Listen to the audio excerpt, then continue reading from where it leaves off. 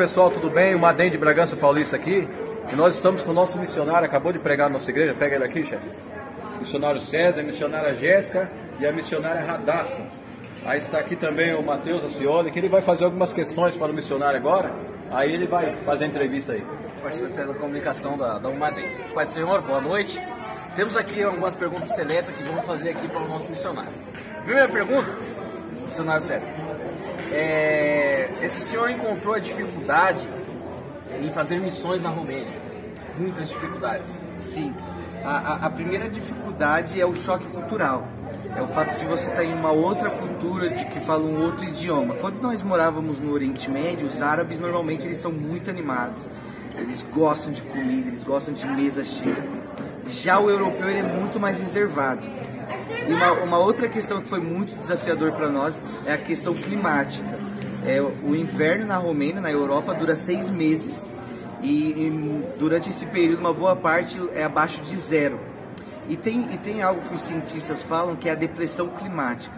Porque você imagina, lá tudo se torna preto e cinza, porque a neve cobre, as árvores desbotam, as folhas caem, então fica tudo muito sem vida. E isso durante 6 meses. Para nós foi muito desafiador ter passado por esse processo lá, mas hoje, graças a Deus, a gente lida muito bem. Assim, é justamente a nossa outra pergunta aqui. Você teve dificuldade de aprender a língua romena? Sim, foi muito desafiador e ainda é o desafiador. Por isso eu quero incentivar todos aí que estão assistindo, estude inglês. Hashtag estude inglês. Porque sem o inglês você dificilmente vai se comunicar lá fora. Então nosso segundo idioma é o inglês. E através do inglês a gente tem conseguido aprender o romeno. Mas na Romênia a gente precisa de fato falar o romeno porque é a língua do coração deles. É a mesma coisa de ver um francês no Brasil e querer pregar em francês, não vai dar muito certo. Então todas as vezes que alguém é enviado a um outro país, é essencial a pessoa aprender o idioma local. Certo. E essa dificuldade que o senhor falou pra gente, foi difícil, muito difícil? Demorou muito tempo? Foi. Muito tempo. E a gente tá no processo ainda, Tá ainda. De adaptação. A gente... Faz quanto tempo? A gente tá na Romênia há 2 anos. 2 anos. No começo a gente aprendeu a falar o romeno, mas meio que o indígena, tipo, mi quer beber água, mi quer ir ao banheiro. Sim. Então você vai aprendendo as primeiras palavrinhas.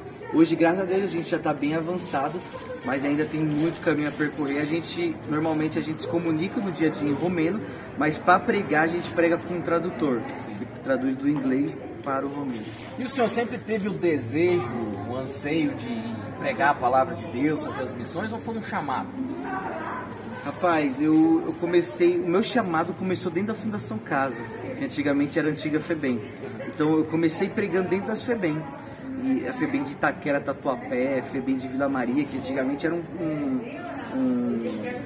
que eu posso dizer, uma panela de pressão, muita gente de diversos tipos de situações estavam lá.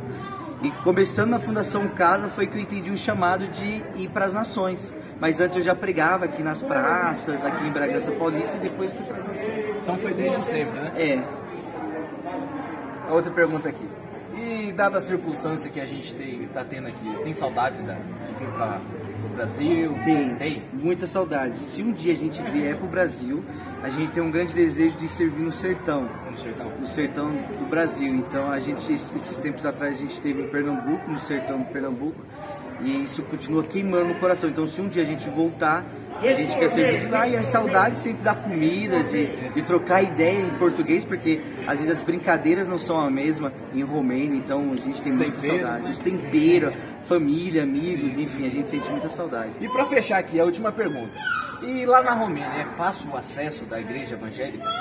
Sim, a religião predominante na Romênia é a igreja ortodoxa. E para a igreja ortodoxa, nós somos uma seita.